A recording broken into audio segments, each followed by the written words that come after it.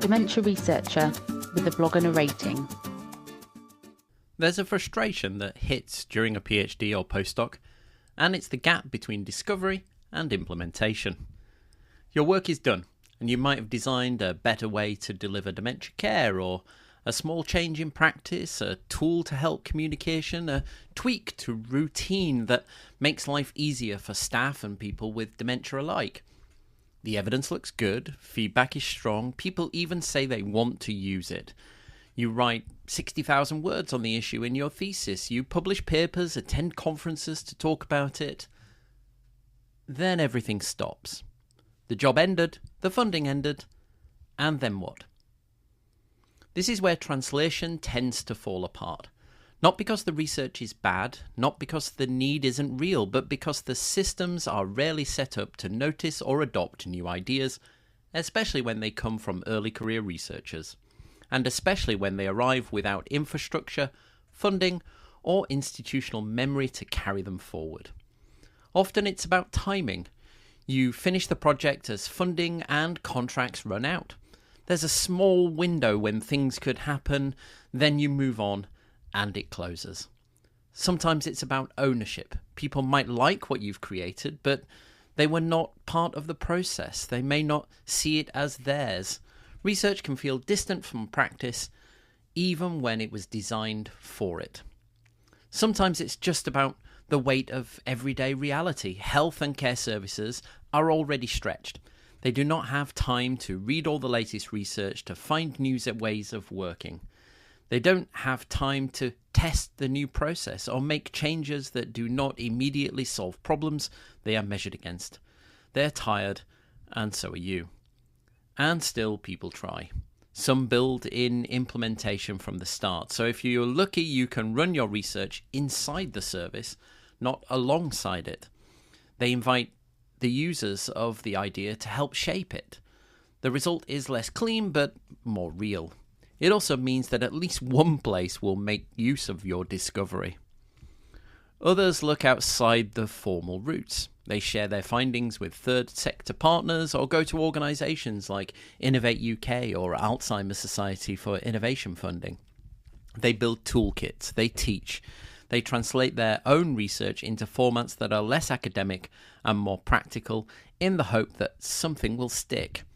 However, this is generally difficult when you also have to have a job, and you're a researcher, and your next project may be completely different. Then there are those studies and discoveries that turn into zombies. Not dead, but not being used. And if you led that study, it can feel quite devastating. The only way you can keep it alive is by rehashing the work. Thinking of a new angle, a new add-on study, anything just to keep it alive. Because the only way to keep it going is through further research funding, yet deep down you know that what you already have is enough and just needs implementation and funding, not further research. Often, qualitative and clinical researchers seem to get stuck in that strange space between discovery and delivery, wondering whether it was worth it. Well, you're not alone. Some of our bloggers, particularly Dr. Anna Volkmer, have talked about this in her blogs, and it's only through their passion for the topic that things didn't come to an end. At the end of the day, the work matters, even if it does not get picked up right away, even if someone else ends up being the one who puts it into practice. But what you built, what you learned, still helped to move the idea forward. I wrote about this because it's a topic that's come up time and time again on our podcast and in our live streams, the gap between discovery and implementation. I put some thought into this, and here are my 5 top tips to avoid the void. Number 1, create replicable toolkits, not just publications. Instead of ending with a journal article, which you should definitely also do, build a simple, practical package around your discovery. Perhaps include a step-by-step guide, sample job descriptions, training slides, case studies, an FAQ, and importantly, a cost estimate. Make it easy for service leads, funders, and policymakers to pick up your work and see how it could be applied in their own context without needing to reinvent it. You could even come on our podcast and talk about this. Number 2, involve implementers from the start.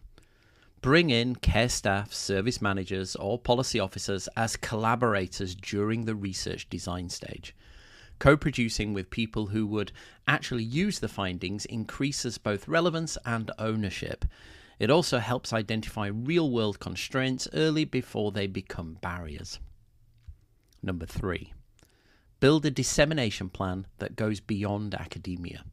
Think about how your findings will reach non-academic audiences and the people that really need to know the discovery's detail. Present at practitioner conferences, do the legwork and visit the places that you think will actually benefit.